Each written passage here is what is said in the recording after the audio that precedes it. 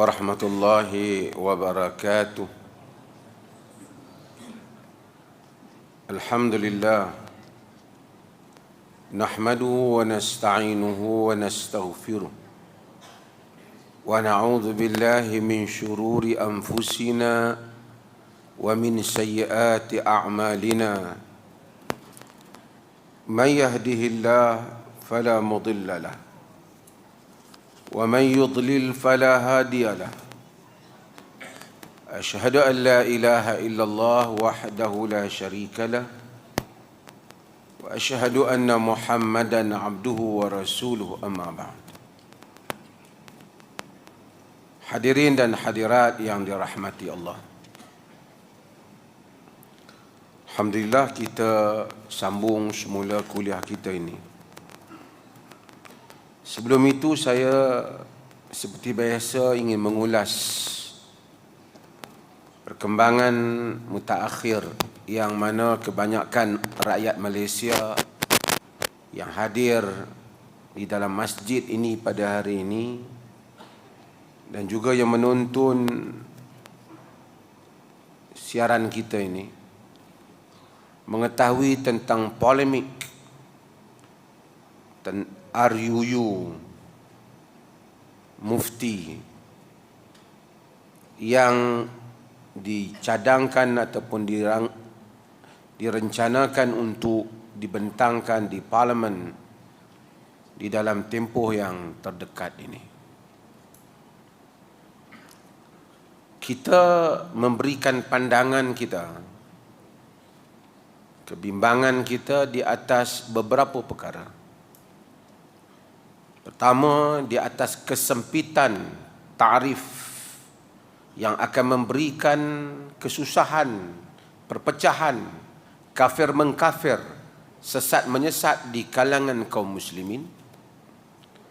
Yang kedua ialah sifat negara ini yang bersifat persekutuan ataupun federation, yang mana wilayah persekutuan merupakan kawasan wilayah pentadbiran kerajaan pusat, yang mana semua orang daripada Perlis, daripada mana-mana sahaja, Kedah, Selangor, apa sahaja, mereka mesti memasuki wilayah persekutuan. Maka ia terbabit dengan orang lain.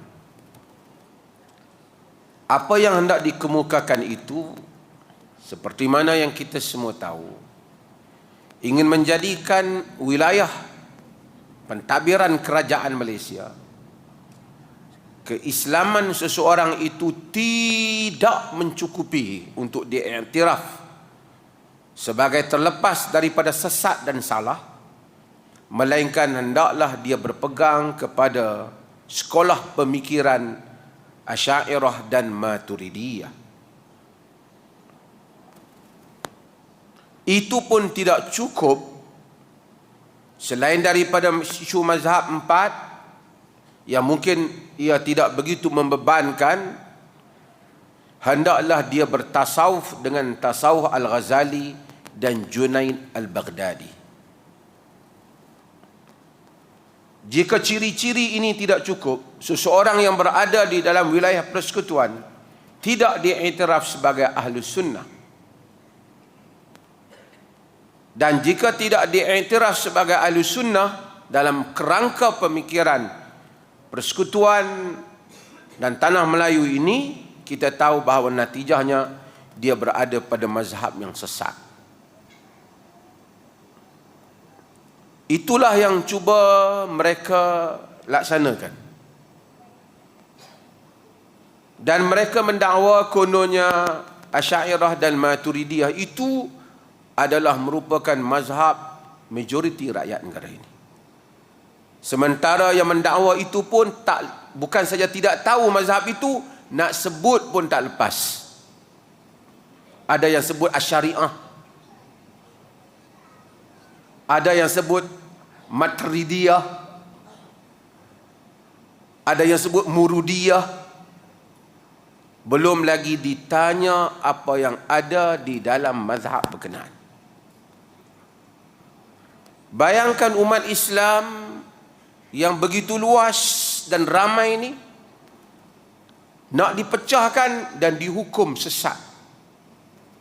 Kemudian mereka membuat perhimpunan yang mereka namakan dengan Perhimpunan Perpaduan Ummah atau seumpama. Adalah lebih kurang sekitar 1,000 orang barang ataupun kurang hadir. Walaupun mereka mendakwa kononnya puluhan ribu. Barangkali lebih kurang jumlah yang hadir dalam kuliah kita pada malam ini.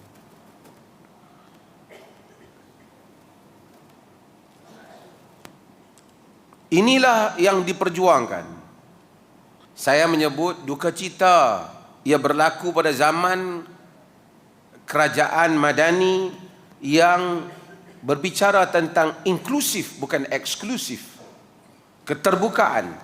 Saya percaya itu bukan hasrat Yang Amat Berhormat Perdana Menteri, tetapi menteri yang menguruskan urusan agama itu tidak mengikuti, menghayati apa yang sepatutnya. Saya ingin memberitahu beberapa hal di sini. Hal yang seperti ini telah berlaku di dalam sejarah Islam. Ia berlaku pada zaman kerajaan Abbasiyah. Pada zaman Imam Ahmad bin Hanbal.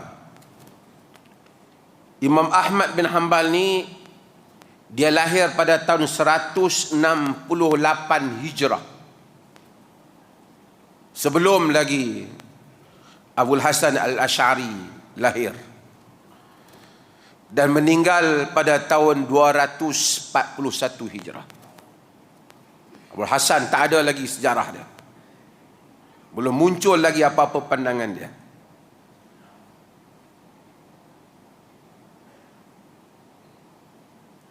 Imam Ahmad mula mendapat tempat yang besar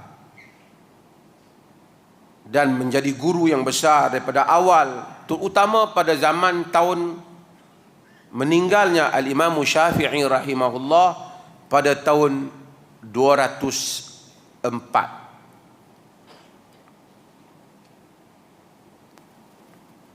Dia mengajar, menjadi guru terkenal sebagai imam di dalam hadis. Sehinggalah khalifah pada tahun 218 Hijrah. Khalifah Al-Ma'mun, salah seorang khalifah kerajaan Abbasiyah, telah termakan idea Mu'tazilah. Mu'tazilah ini dia ada beberapa perbezaan dengan Asy'ariyah. Tapi dalam kes ni tak banyak beza, tapi saya akan sebut sedikit. Khalifah Al-Ma'mun pada tahun 218 mula menerima idea Mu'tazilah. Dengan idea Mu'tazilah itu dia memulakan tidak menjadikan rakyat itu tidak cukup sekadar Islam, tetapi hendaklah diuji akidahnya, iaitu tentang isu dia panggil khalqul Quran, kejadian Al-Quran. Adakah Al-Quran ini makhluk atau bukan makhluk? Ulama-ulama Ahlus Sunnah dan umat Islam sebelum itu tidak menimbulkan isu itu. Tetapi Mu'tazilah karena isu perdebatan dengan Kristian, isu pemikiran falsafah Greek Yunan yang telah masuk dalam buku-buku melalui beberapa orang tokoh, ketika itu muncul satu orang yang terkenal dengan kuatnya idea ini, Bishr bin Ghiyath Al-Marisi. Dan muncul juga orang yang menjadi mufti. Ketika itu dia panggil Qadil Qudah bagi kerajaan Abbasiyah, yaitu Ahmad bin Abi Duad. Mereka ini kuat mempromosi idea ini. Seseorang bila di Islam tak cukup, kena tanya, dia kata Quran makhluk ataupun tidak. Asy'ariyah dengan Mu'tazilah dalam hal ini sama, Quran makhluk. Cumanya Asy'ariyah memperincikan yang makhluk itu yang ada tulisan dan huruf yang turun pada Nabi, kalam dibezakan dengan kalam ini dan kalam hakiki ataupun kalam nafsi dengan kalam yang ada yang dibaca dan didengar oleh kita. Sama dengan Mu'tazilah, tapi Mu'tazilah lebih lajak lagi. Sedangkan Ahli Sunnah generasi awal tak bicara masa itu. Masa itu Asy'ariyah belum muncul, hanya ada Mu'tazilah. Khalifah Al-Ma'mun mula bertanya ulama akidah mereka. Dan ramai yang ketakutan, ada yang terpaksa jawab. Sehingga dikatakan Yahya bin Ma'in pun tak berani jawab kerana khalifah mula mengenakan kuasanya kepada siapa yang menyanggahi mazhab ini.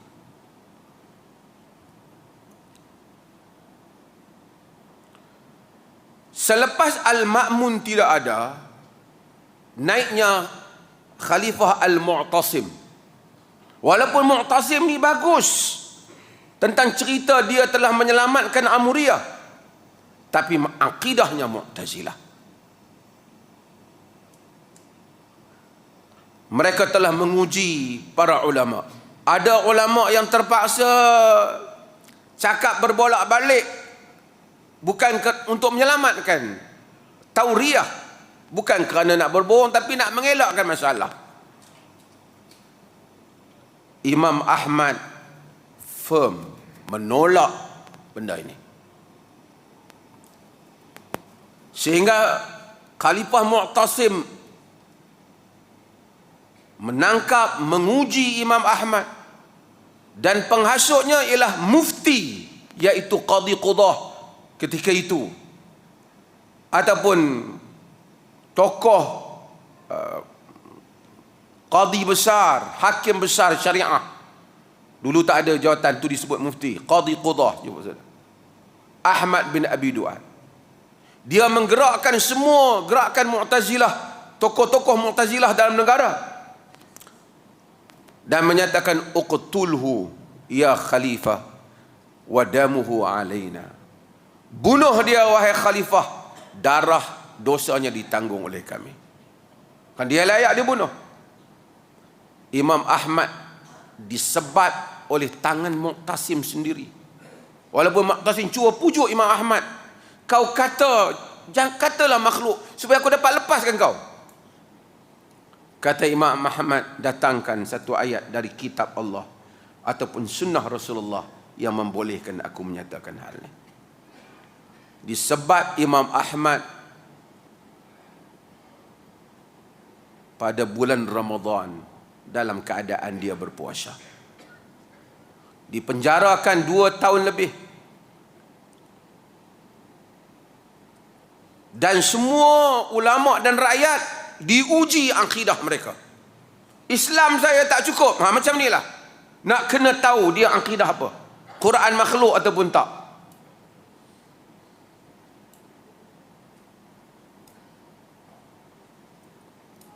Ramai ulama, ada sebahagian yang mati. Imam Ahmad bertahan.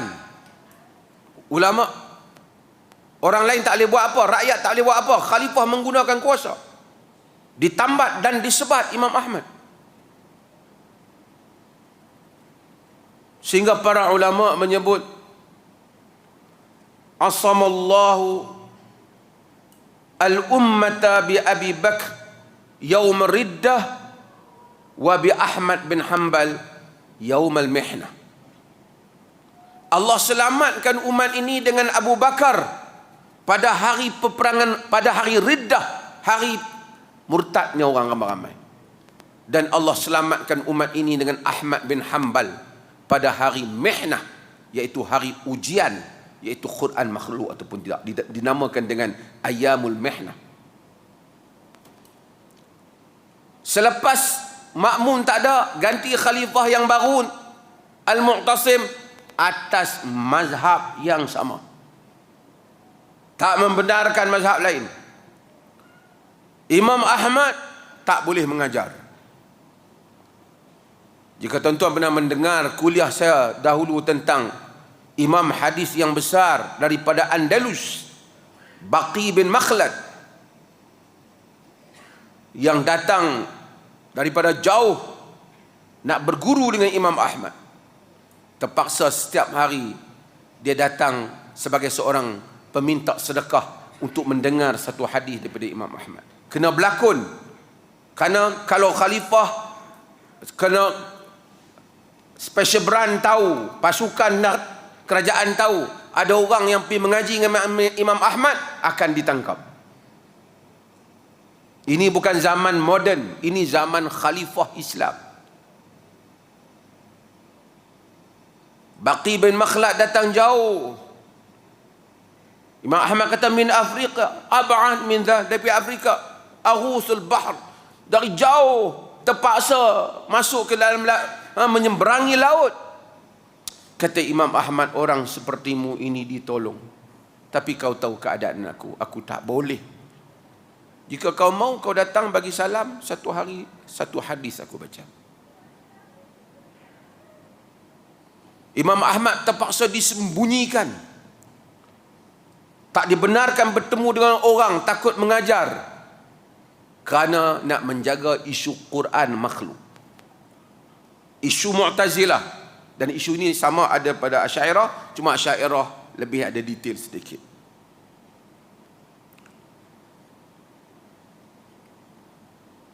Tuan-tuan, habis Khalifah Mu'tasim meninggal dalam keadaan akidah itu. Naik Al-Wathiq, Khalifah yang berikutnya, masih lagi dalam akidah itu. Tetap Imam Ahmad dan ramai ulama ahlu sunnah tidak boleh mengajar.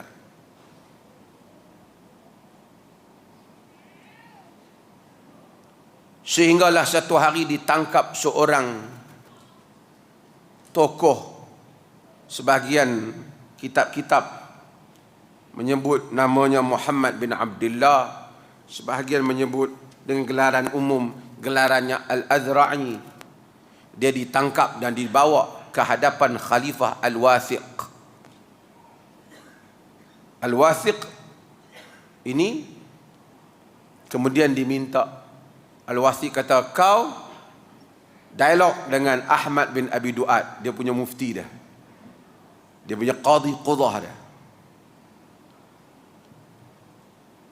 Dia kata, wahwa indi laysa min ahli al-ilm. Aku bukan tak mau dialog, tapi dia bukan ahli ilmu. Dia kata begitu. Ni mufti ni qadhi qudah, maksudnya mufti besar rujukan kerajaan. Khalifah kata, wahwa indana min ahli al-ilm. Dia di sisi kami ahli ilm, kau kena dialog dengan dia. Dia kata, kalau khalifah tidak bagi pilihan, tak apa, aku boleh dialog dengan dia. Masa awal dia tak mau tengok bermuka Ahmad bin Abi Du'ad. Yang ini Ahmad bin Hanbal, imam. Yang ni yang buat akta ni namanya Ahmad bin Abi Du'ad. Soalan yang pertama, Al-Azrami tanya kepada dia, nama Al-Azrami tanya kepada dia,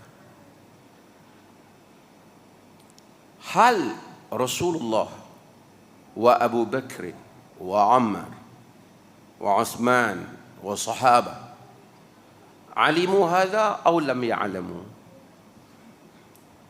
Yang kau katakan bila orang nak masuk kodok uji ni, mengucap Quran makhluk ataupun tidak?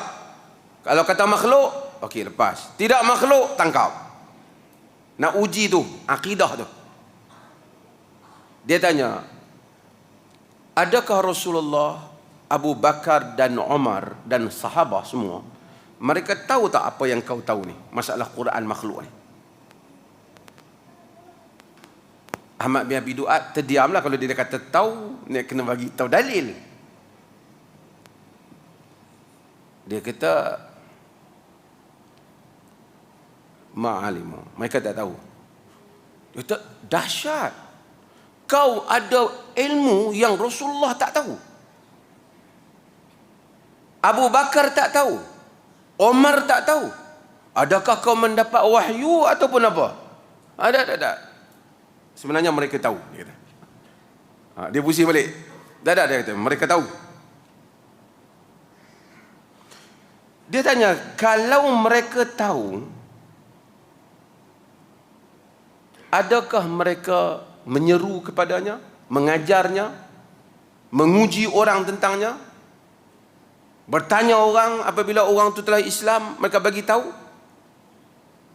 Kalau mereka tahu, mereka ada tak seru dalam mana-mana dalil kau, dalil Quran dan Sunnah, menunjukkan mereka menyeru orang kepada apa yang kau seru, menguji orang lain, memaksa orang lain dengan apa yang kau paksa. Ada tak mereka buat hal itu? Jadi dia tak boleh nak jawab. Kalau dia kata paksa, tak ada dalil.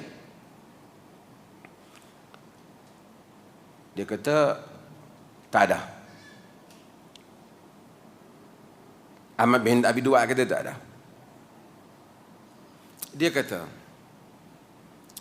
jika sekiranya mereka tahu seperti mana yang kau dakwa, tapi mereka tak menyuruh orang kepadanya, tak memaksa orang untuk menerimanya, tidak menguji orang tentang agama dengan perkara ini, mengapa tidak engkau berlapang dada seperti mana Rasulullah dan para sahabatnya berlapang dada, tidak melakukan hal ini?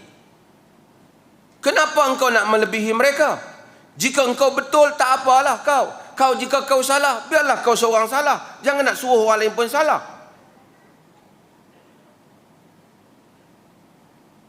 Mengapa engkau tidak tinggalkan orang ramai seperti mana Rasulullah dan sahabat tinggalkan mereka daripada membicarakan hal ini?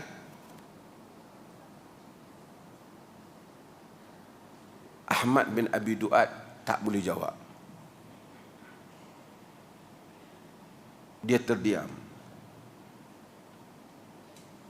Khalifah Al-Wasiq merenung panjang. Ahmad Al-Wasiq kata pada Ahmad bin Abi Duat, kau jawablah. Ya, dia kata mereka tak suruh, tak ada kalau mereka ada kelapangan. Kalau let's say kau betul lah. Kau betul, tak apalah. Tapi Rasulullah pun betul, tapi dia tak serukan orang. Kenapa kau nak paksa orang? Ahli sejarah kata sebahagiannya Al-Wasiq buka gari yang menggari Al-Adrami, dan dia kata, aku mohon maaf. Selepas daripada itu, Al-Wasiq slow tentang bab ni, dan mula tak begitu hormat kepada Ahmad bin Abi Duat. Mula biar dia, mufti yang mengenakan akta ni. Kemudian setelah Al-Wasiq tidak ada, naiknya Al-Mutawakkil bin Wasiq, anak dia, sebagai khalifah. Dia merupakan penyokong kuat Ahmad bin Hanbal. Diberikan kemuliaan kepada Imam Ahmad, disuruh untuk mengajar kembali rakyat akidah ahli sunnah yang sebenar. Tetapi fitnah itu berkelangsungan sekitar 15 tahun lamanya. 3 penggal pilihan raya.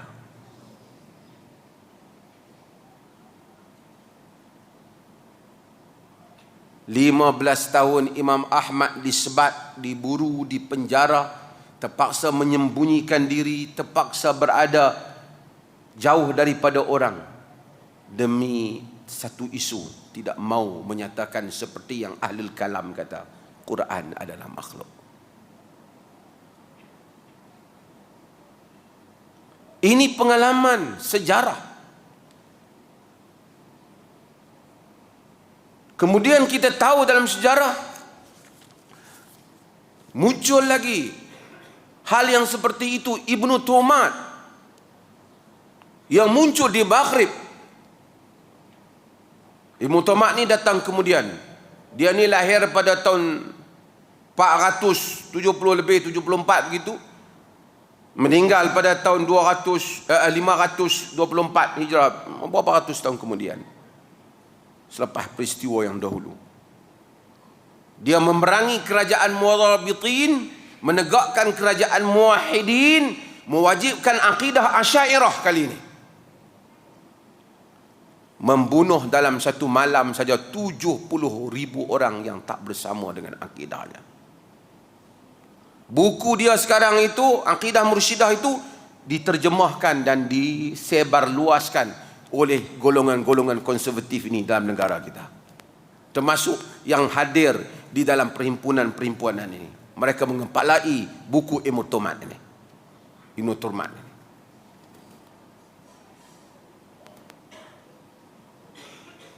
Tuan-tuan, racun yang seperti ini jika dimasukkan, ia akan menjadi parah yang akan menyebabkan rakyat bergaduhan antara satu sama lain. Kafir mengkafir hanya kerana tujuan mereka nak secure tempat itu supaya kumpulan mereka saja selamat. Itu saja, tanpa memikirkan masa depan negara. Duka cita menteri agama yang pernah ada latar undang-undang tetapi gagal untuk memahami kemaslahatan negara, dan ia tidak layak untuk bagi sebuah negara yang bersifat majmuk yang seperti ini. Ini adalah perkara yang saya ingin sebut supaya kita tidak mengulanginya. Kita bukan anti Asy'ariyah. Kalau dia nak kata Asy'ariyah ahli sunnah, Maturidiyah ahli sunnah, Ahlul Hadis ahli sunnah, tak apalah katalah. Tapi masalahnya dia nak kata dia saja. Sedangkan Asy'ariyah itu sendiri mazhab yang berkembang. Muhammad Saleh Al-Ghursi ni satu orang tokoh Asy'ariyah zaman moden ini. Dia tokoh besar. Dia kata mu'zam mutaakhiri al-Asy'ariyah, kebanyakan orang mutaakhir Asy'ariyah ni ulu fi ta'wil. Mereka itu melampau di dalam pentakwilan. Wasaru fihi ala tariqatil Mu'tazilah. Mereka itu telah dalam bab takwil telah jadi macam Mu'tazilah. Ni tokoh Asy'ariyah yang duduk di Turki. Itu Asy'ariyah. Tokoh Asy'ariyah yang duduk di Mesir, ulama Azhar besar akidah. Hasan Asy-Syafi'i. Dia kata dia Asy'ariyah. Laqad bada al-Asy'ariyatu yastakhdimuna silah at-ta'wil yaqtaribuna min al-Mu'tazilah bil-wuduh fi hadha as-salat. Dah bermulalah Asy'ariyah ni pada zaman ni menggunakan senjata takwil dan mereka itu mendekati Mu'tazilah dengan begitu jelas pada zaman ini. Padahal dia tokoh Asy'ariyah, tapi dia versi Asy'ariyah yang awal. Dan ini saya sebut mungkin sebahagian orang perleh ke apa yang mungkin tidak jelas kenapa isu ini begitu dibincangkan. Kerana ia isu yang bersifat sektarian, kepuakan yang cuba dijadikan oleh segolongan puak untuk kepentingan tertentu dengan membelakangkan kepentingan dan masa depan negara. Kononnya untuk kesatuan. Apa maksud untuk kesatuan? Tujuan kita untuk kesatuan dalam masjid ini, kita hanya benarkan mereka yang pakai kain plekat saja masuk. Jubah tak boleh. Boleh macam tu. Tujuannya untuk kesatuan. Atau benarkan pakai jubah saja, yang pakai t-shirt jangan masuk. Kalau kau untuk kesatuan, kau benarkan semua orang masuk. Selagi orang nak solat.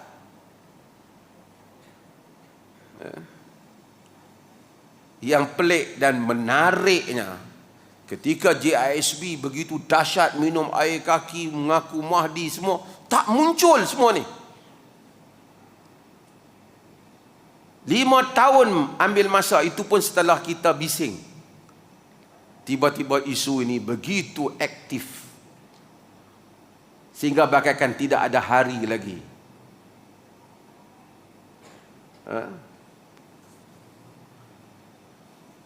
La haula wala quwata illa billah. Panjang nanti. Buka kitab tuan-tuan. Saya nak perhabiskan hadis-hadis berhubung dengan solat witir ini. Kita baca semua sekali supaya kita sambung bab lain yang ke hadapan. Bismillahirrahmanirrahim. Wa an Abi Sa'id al-Khudri radhiyallahu anhu anna Nabiy sallallahu alaihi wasallam qala autiru qabla an tusbihu. Rawahu Muslim. Daripada Abi Sa'id al-Khudri radhiyallahu anhu, bahawa sesungguhnya Nabi sallallahu alaihi wasallam bersabda, berwitirlah sebelum subuh. Hadis ini diriwayatkan oleh Imam Muslim. Wal Ibn Hibban, daripada Ibnu Hibban, man adraka subha wa lam yutir fala witra lahu. Sesiapa yang memasuki subuh tetapi tidak berwitir, maka tidak ada witir baginya. Yang ini riwayat Ibn Hibban. Wa anhu, daripadanya, yakni daripada Abi Sa'id lagi hadis yang lain, qala Rasulullah sallallahu alaihi wasallam, bersabda Rasulullah sallallahu alaihi wasallam, man nama 'anil witri aw nasiyahu falyusalli idza asbaha aw dzakara. Rawahu al-khamsatu illa an-Nasa'i. Daripada Abi Sa'id al-Khudri, katanya, sabda Rasulullah sallallahu alaihi wasallam, sesiapa yang tidur daripada witir, yakni tidur sebelum berwitir, au nasiyahu, ataupun dia lupa, yakni tidur dari witir yang tidur sehingga tak jaga untuk buat witir, au nasiyahu, atau dia melupainya, falyusalli idza asbaha au dzakara. Hendaklah dia salat apabila telah subuh ataupun ketika dia telah ingat. Tadi kata kalau dah masuk subuh tak ada witir. Yang ni kata kalau siapa tak witir lupa, dia salat apabila telah masuk subuh. Kedua-duanya riwayat Abi Sa'id al-Khudri. Okey, tak apa, lagi saya syarahkan dia. Wa an Jabir radhiyallahu anhu, daripada Jabir radhiyallahu anhu. Ni yang baru mengaji, nama-nama rawi ni kebanyakannya saya dah syarah dah. Dah hurai dah nama rawi, so saya tak ulang nama rawi. Qala, katanya, qala Rasulullah sallallahu alaihi wasallam, bersabda Rasulullah sallallahu alaihi wasallam, man khafa alla yaquma min akhiril lail falyutir awwalahu. Rasulullah bersabda, sesiapa yang takut dia tak bangun pada akhir malam, maka witirlah pada awalnya. Wa man tami'a an yaquma akhirahu, sesiapa yang tami'a, yakni tamak ni ingin, tersangat nak untuk bangun pada akhirnya, pada akhir malam, falyutir akhiral lail, maka hendaklah dia berwitir pada akhir lail. Fa inna salata akhiri lail masyhudah, kerana sembahyang pada akhir malam itu disaksikan, yakni disaksikan oleh malaikat. Wa dzalika afdal, yang demikian itu lebih afdal. Rawahu Muslim. Wa ani Ibni Umar, daripada Ibnu Umar, anin Nabi sallallahu alaihi wasallam, daripada Nabi sallallahu alaihi wasallam, qal, kata Nabi, sabda Nabi sallallahu alaihi wasallam, idza tala'al fajru, apabila telah terbitnya fajar, faqad dhahaba kullu salatil laili wal witru, maka telah pergilah semua sembahyang malam dan sembahyang witir. Terbit fajar, habis, selesai. Fa'autiru qabla tulu'il fajri, maka hendaklah kamu berwitir sebelum terbitnya fajar. Rawahu Tirmizi, diriwayatkan oleh al-Imam Tirmizi. Okey. Hadis ni sebahagian kita dah syarah, cuma saya nak syarah sikit hadis yang kata Nabi kata siapa yang tidur tak witir atau lupa, maka dia salat apabila dia ingat. Nak syarah daripada sanad, dari segi sanad sikit. Hadis ni dia kata rawahul khamsatu illa an-Nasa'i. Hadis ni diriwayatkan oleh 5 melainkan oleh An-Nasa'i. Maksudnya hadis ini telah diriwayatkan oleh ashabus sunan, kecuali An-Nasa'i tidak meriwayatkannya. Macam mana yang telah kita syarahkan sebelum ini.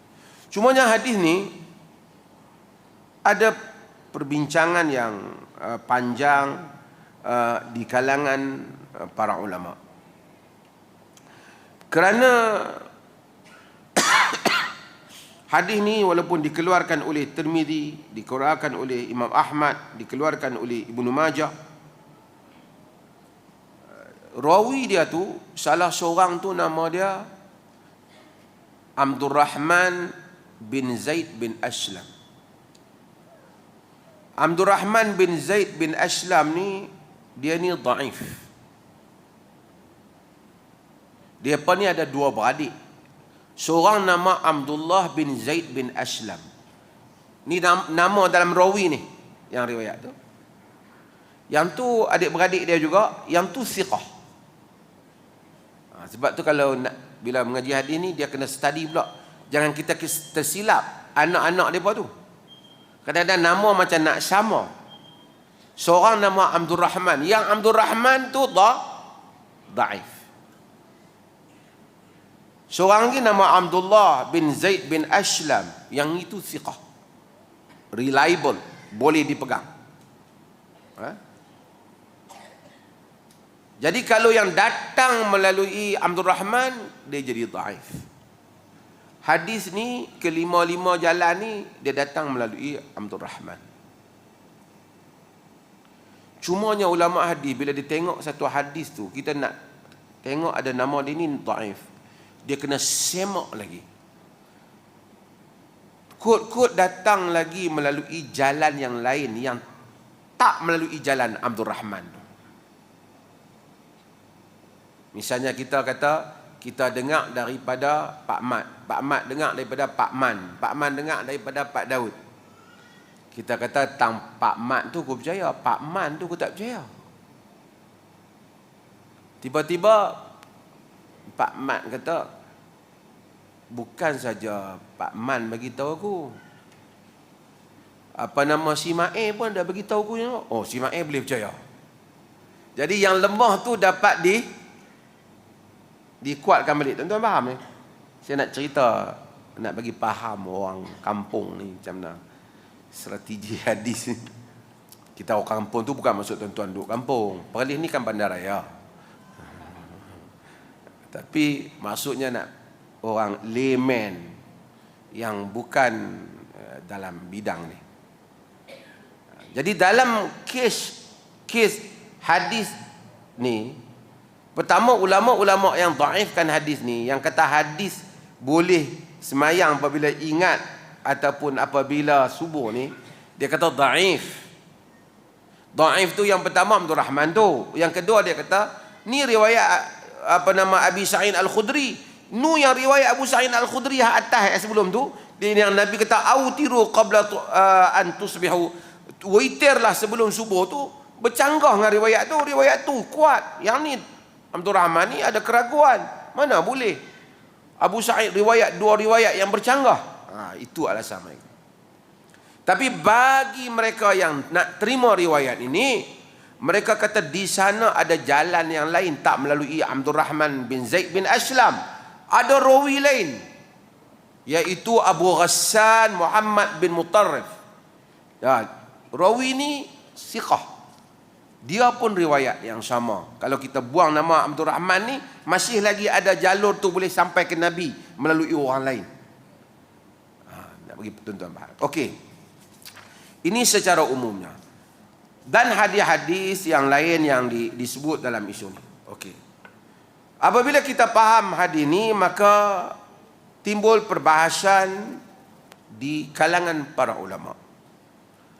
Yaitu karena perkataan Nabi, fala witra lahu, bila man adraka as-subha walam yutir fala witra lahu.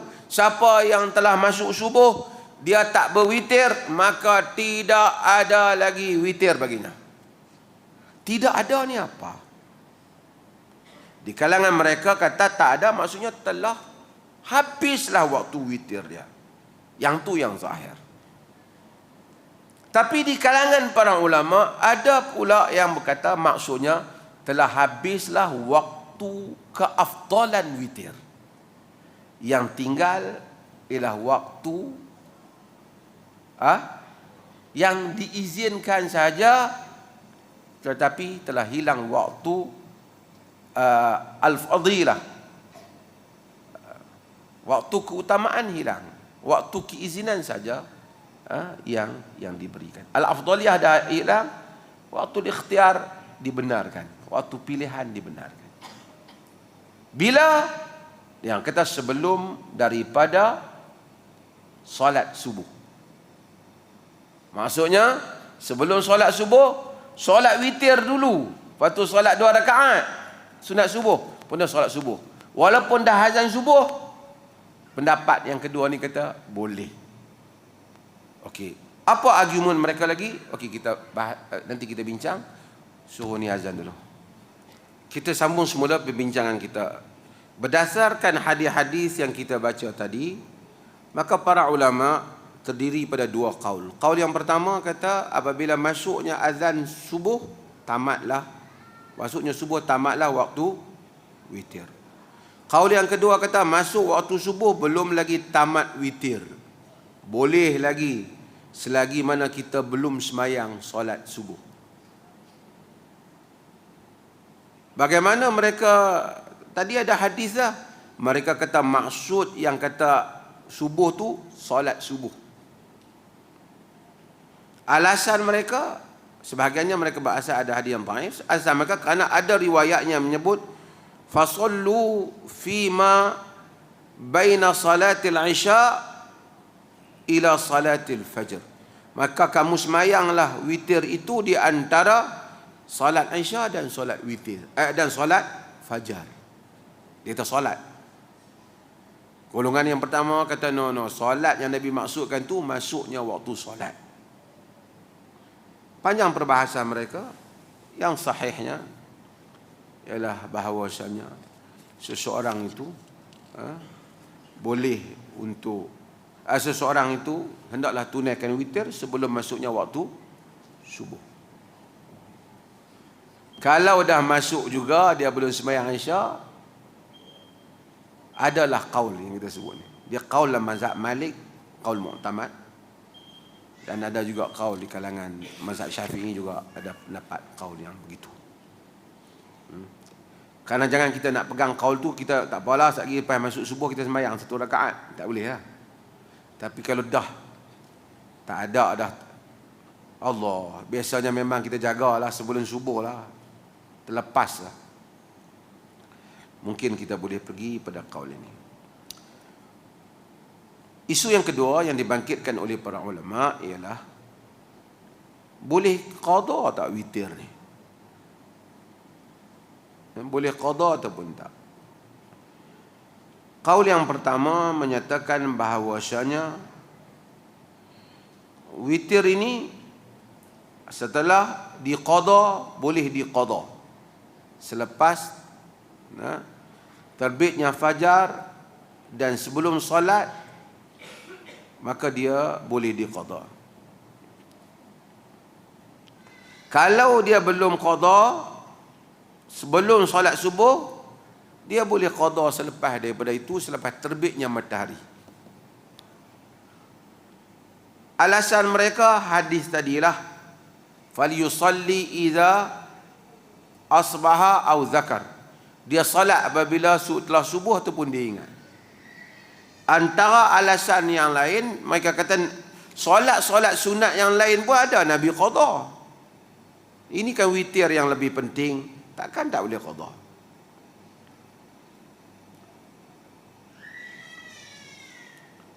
Pandangan yang kedua bahawasanya dia tak diqadha. Cuma saya nak bagi faham tuan-tuan, qadha ni seperti mana yang dipahami dalam kitab fiqh yang kemudian ni kadang-kadang berbeza dengan apa yang dipahami sedikit pada istilah pada generasi yang awal. Misalnya, ulama berbincang, kalaulah dia tu kata-kata bangun-bangun tengok dah habis waktu subuh, maka dia solat ketika itu. Kan dia bangun-bangun, Allah, matahari subuh dah habis. Apa dia nak buat kalau kita berbangun begitu? Apa kita nak buat? Ataupun tidaknya lah dah habis. Kau buat mana? Bangun dan solat. Solat yang itu tu qadha ke adaan? Khilaf. Sebahagian kata qadha sebab dia telah keluar pada waktunya. Sebahagian kata walaupun dia keluar pada waktunya tetapi dia tidak qadha kerana itulah solat bagi si fulan tu. Itulah waktu dia kerana dia dah terlena. Bukan dia sengaja lena, bukan sengaja dia buat tak solat sebelum ini. Itu khilaf di kalangan para ulama. Yang penting macam qadha ke adaan ke, penting hendaklah kita solat. Kita solat. Ini adalah istilah-istilah yang berlaku. Dan ada mazhab yang kata tak qadha apabila dah masuk dah sembahyang subuh, tak ada qadha dah witir. Wallahu taala alam, barangkali yang lebih dekat ialah salat subuh. Ini qaul yang banyak. Tidak ada satu qaul yang begitu kukuh yang untuk kita kata mengatasi yang lain secara mutlak. Cumanya mungkin secara himpunan dalil mungkin boleh kita katakan solat witir bagi yang terlupa ataupun tertidur dia boleh tunaikan solat witir qadha setelah masuknya, walaupun dah habis waktu subuh, walaupun telah masuk waktu subuh, dengan syarat dia belum lagi tunai sembahyang subuh. Bukan selepas daripada itu. Bukan selepas daripada itu. Jadi kerana solat witir itu dia penutup malam. Dia penutup malam. Tapi kalau ada orang kata no, ada mazhab yang kata boleh qadha sampai itu, kita bagi tahu dah ada tadi. Tapi kalau tuan-tuan nak buat, jangan buat hak selepas bila itu. Kalau tanya saya, kalaulah kata terlepaslah, tidur lena, bangkit-bangkit masuk dah azan, biasa tiap-tiap malam memang sembahyang witir. Sembahyanglah witir itu sebelum daripada solat subuh. Lepas tu sembahyang witir, kemudian sembahyanglah 2 rakaat subuh, kemudian solat subuh. Jangan duk fikir tak apa boleh qadha sat lagi lah. Lepas sembahyang ni kita qadha, jangan begitu. Ada qaul tapi yang lebih dekat yang ini. Mudah-mudahan itu lebih dekat dengan maksud dalil-dalil yang kita bincangkan. Allahu a'lam. Tak mana tadi saya tengok.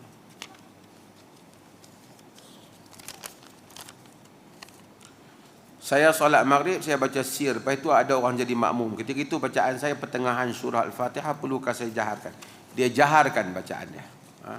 Asas sembahyang malam yang dijaharkan, sunnah dijaharkan. Dijaharkan bacaan.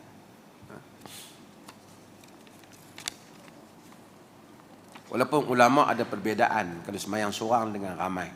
Tapi saya umumnya sembahyang malam jaharkan. Sekarang ni banyak pasangan muda dalam kalangan orang Islam, kita memilih untuk child free. Child free marriage. Antara sebab utamanya faktor ekonomi dan takut anak terabai. Mohon penjelasan Datuk sebagai saudara sesama Islam. Patutkah kita pilih tersebut atau sememangnya hak mereka. Tuan-tuan, ada beberapa perbezaan keadaan yang mesti kita faham dalam hal ini. Yang pertamanya, seseorang memilih untuk menangguhkan ada anak, bukan tak mahu anak. Misalnya dia sedang belajar, takut kalau mengandung sagi terpaksa skip peperiksaan pula. Ataupun dia berada di luar negara, dia takut kalau anak tu lahir di luar negara misalnya, tak boleh nak bawa balik negara dia kerana isu-isu perundangan tertentu dan seumpamanya. Dia memilih untuk merancang supaya dia tak melahirkan anak ketika waktu berkaitan. Itu lain. Itu maksudnya mengelakkan mengandung dalam tempoh tertentu. Di dalam hadis yang diriwayatkan oleh Jabir bin Abdullah, tadi pun hadis Jabir. Ini hadis Jabir dalam Sahih Muslim. Dia kata, kunna na'zil wal Qur'anu yanzil. Kami melakukan azal sedangkan Quran itu turun. Azal bermaksud pada zaman dahulu ketika berlaku persetubuhan antara suami dan isteri, sebelum suami mengeluarkan air maninya, dia mencabut kemaluannya keluar daripada faras istrinya, rahim istrinya, supaya air mani itu tidak masuk ke dalam rahim. Dengan itu mengelakkan mengandung. Zaman tu barangkali tak ada kondom, tak ada lagi macam-macam ni. Begitulah cara mereka mengelakkan. Maksud Jabir, kunna na'zil wal Qur'anul yanzil, kami melakukan azal dan Quran itu turun. Maksudnya Quran tak larang.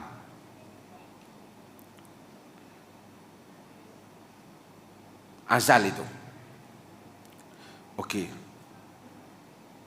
Ada yang kedua ialah orang yang langsung tak mahu anak.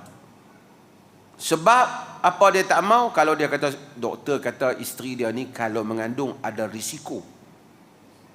Ada logik dia. Berdasarkan doktor pakar dan seumpamanya tak boleh mengandung. Kalau mengandung dia kemungkinan akan ada risiko-risiko. Yang dia percaya kepada alasan doktor itu dari segi perubatan. Ada alasan yang munasabah.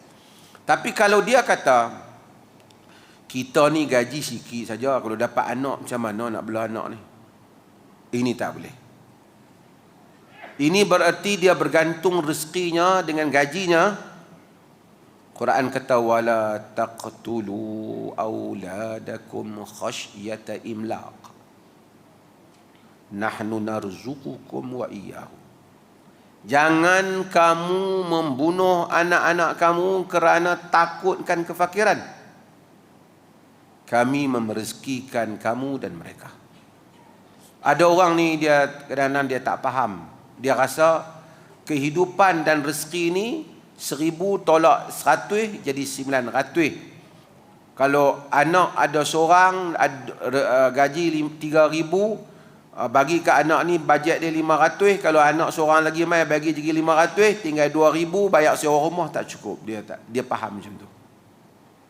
Ada orang pendapatan dia katalah 1,500, tapi super aktif, duduk mai anak seorang.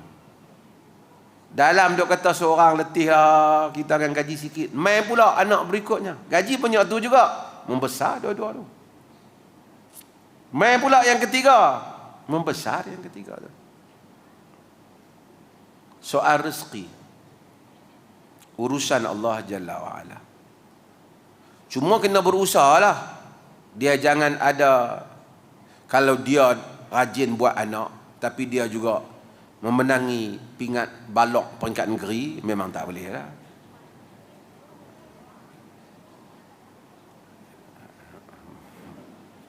Balok ni apa disebut? Penjagaan? Saya saja nak menguji keupayaan sastra tuan-tuan. Kalau dia pemalas, culas, itu masalah dia. Tapi kalau dia kerja, dia berikhtiar, Allah memberikan rezekinya. Wa man yattaqillaha yaj'al lahu makhraja wa yarzuqhu min haitsu la yahtasib. Yang ni ramai tuan-tuan kena masukkan dalam diri kita. Allah boleh memberi rezeki dengan jalan yang kita tidak sangka. Kita usaha, kita tawakal kepadanya. Tawakal bukan maksud tawakal. Tak, Allah tahu siapa yang tawakal. Sesiapa yang menyerahkan bulat perasaannya kepada Tuhannya, dia akan melihat keajaiban pertolongan Tuhannya yang dia sangka dan tidak sangka dalam seluruh urusan. Wa man yatawakkal 'ala Allahi fahuwa hasbuh. Sesiapa yang bertawakal pada Allah, cukuplah Allah baginya. Tuan-tuan, perkataan itu senang, tapi bagi memaknai, menjadikan tawakal itu benar-benar berada dalam diri kita, ia tidak senang. Kalau benar tawakal pada Allah, memang Allah akan cukupkan urusan kita. Saya selalu sebut pada diri saya dan tuan-tuan, kalau kita bergantung pada Allah, seluruh dunia bertarung dengan kita, insya-Allah kita menang. Tidak di dunia, di akhirat, tapi kita tidak tewas di sisi mata Allah. Tapi kalau kita tidak bergantung pada Allah, hidup kita bergantung pada keluh kesah, rungutan pandangan, sangkaan manusia, kita akan tewas. Ramai orang walaupun kelihatan macam beragama, tapi gagal untuk menempatkan tawakal dalam dirinya. Gagal. Bila berlaku sesuatu hal, keluh kesah dia. Allah, bila Allah tak tolongku, habislah aku kali ini.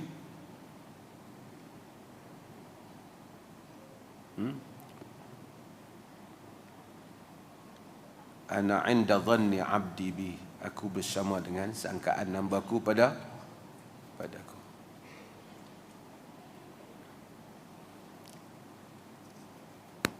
Jadi siapa yang kahwin tak mau anak kerana takut rezeki, haram i'tiqad dia itu. Berdosa dia. Hendaklah dia kahwin dan ada anak. Anak adalah rezeki kurniaan Allah Ta'ala. Tadi kita ada apa? Forum pasal nafkah tadi. Tadi pun ada forum nafkah. Dalam hadis Nabi kata, khairu afdalu dinarin yanfiquhu ar-rajul dinarun anfaqahu ala ahlihi. Sebaik-baik satu dinar yang satu orang belanjakan ialah dinar yang dia belanjakan untuk kaum keluarganya, ala iyalihi, untuk kaum keluarganya. Dinar bubuh dalam tabung masjid untuk bina masjid, duit yang diberikan untuk bina masjid, jihad fi sabilillah, macam-macam, semua itu yang paling afdal yang kita bagi nafkah anak dan isteri kita makan. Itu the best di sisi Tuhan. Bayangkan, anak isteri memang kait tangan kita. Allah jadikan pahala, itulah pahala yang terbesar.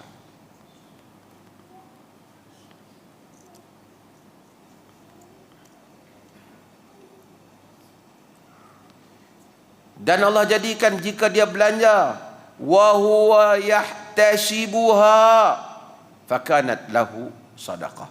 Jika dia belanja untuk isteri, untuk family dia, dan dia harap Allah bagi pahala lah, hari ni kau aku nak 100 beli makanan untuk anak-anak aku, itu baginya adalah sedekah. Banyak ni bapak-bapak ni tiap hari buat sedekah. Subhanallah, Tuhan ni rahmat. sehingga hatta ma taj'aluhu fi imra'atik, sehingga apa yang kau jadikan dalam mulut isterimu ia adalah sedekah. Pilihlah lelaki yang lelaki. Lelaki apa? Takut ada anak makan duit kita sekali. Teruk daripada apa? Mas'ud al-Buaya.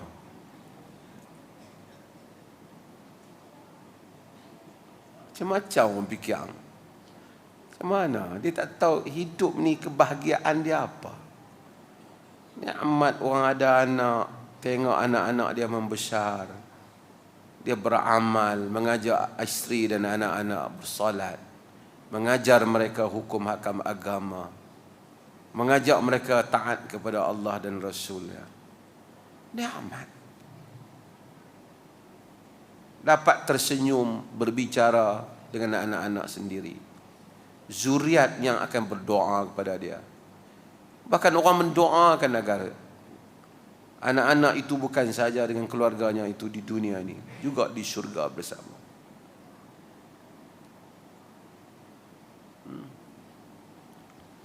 Mudah-mudahan Allah pelihara kita dia semua ni.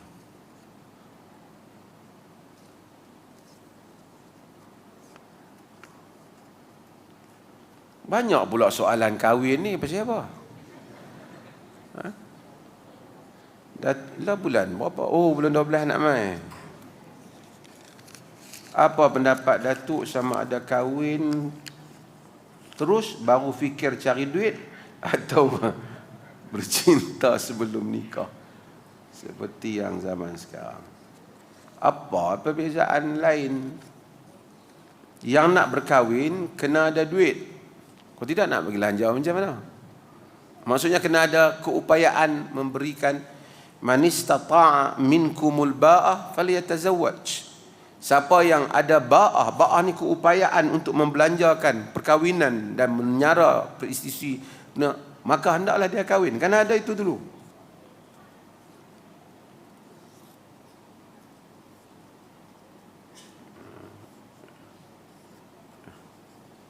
Liyunfiqu dhu sa'atin min sa'atihi wa man qudira alaihi rizquhu falyunfiq mimma atahu Allah. Satu orang membelanjakan, orang yang ada duit belanja cara ada duit.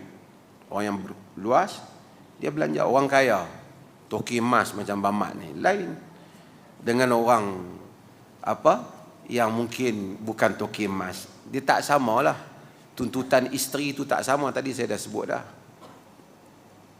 Tapi kena ada kemampuan lah.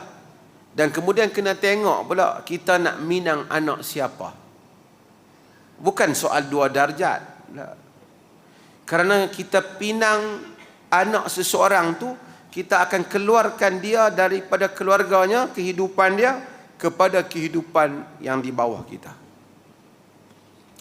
Kalau dia tu anak orang yang hidup dalam keadaan yang mewah, kita awak keluarkan dia sampai nak makan, daripada dia makan sehari 3 kali, nak makan apa pun ada, kita hanya mampu sediakan makan untuk dia sehari sekali saja. Itu pun nasi dengan kuah tanpa ikan umpamanya. Walaupun kata ada juga, boleh hidup juga di Afrika hidup. Tak boleh. Tapi ada anak orang kampung yang ataupun orang biasa yang susah, dia kata okey, rumah dia pun macam tu, bukan ada sangat adik-adik ramai. Dia okey. Ini timbul masalah kufu. Supaya tak menzalimi wanita tu. Jadi dia kena bagi tahu, saya ni kalau awak kahwin dengan saya rumah saya tidur malam memang dia bocor. Kalau hujan memang kena tada. Dia ni tidur dalam air condition. Dia tidur elok. Kita tak boleh keluarkan dia dengan tak bagi tahu dia.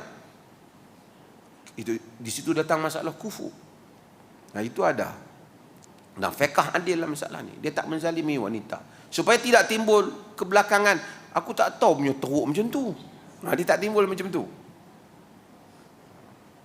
Apa-apa macam saya katalah, kahwin dengan lelaki. Orang perempuan kahwin dengan lelaki. Macam tu. Habis itu mencatakan kahwin perempuan, kahwin dengan lelaki. Lelaki dalam berarti kata lelaki. Lihat dia, kita tahu itu lelaki. Takut cicak, takut lipai, macam mana nak jadi suami? Kan? Tengok pacak dia yang lompat dulu kata bini dia, takkan nak jadi suami, macam saya kata. Lelaki. Ar-rijalu qawwamun 'alan nisa. Qawwam. Tengok tu lelaki. Sebab tu ini penting ni yang saya nak bagi mesej ni pada yang ikut di sini. Hidup sebagai lelaki. Tu Islam suruh lelaki ada jambang, ada apa? Ada janggut. Berjalan seperti lelaki. Jangan kita orang lelaki berjalan macam lembut lembai apa, berjalan macam tu.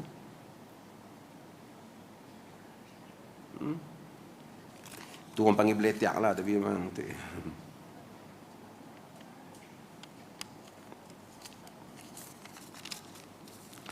Panjang tuan-tuan, banyak soalan ni. Minggu depan lah jawab.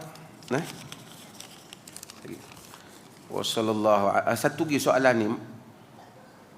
Banyak ni, dia bagi 3, saya jawab satu je nak. Betulkah Nabi boleh nampak depan belakang serentak?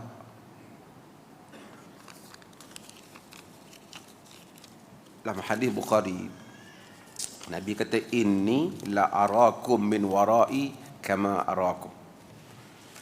Aku boleh tengok kamu daripada belakang aku. Maksudnya Nabi masa solat, Nabi kata kamu elok-elok, aku nampak kamu di belakangku. Ini adalah kelebihan Nabi SAW. Wallahu ta'ala alam, mungkin tidak dalam semua keadaan, tetapi riwayat itu menunjukkan sama ada kala ataupun senantiasa Nabi itu boleh nampak daripada belakang. Ini apa yang Allah berikan kepada baginda sallallahu alaihi wasallam. Wa sallallahu ala nabiyina Muhammad walhamdulillah.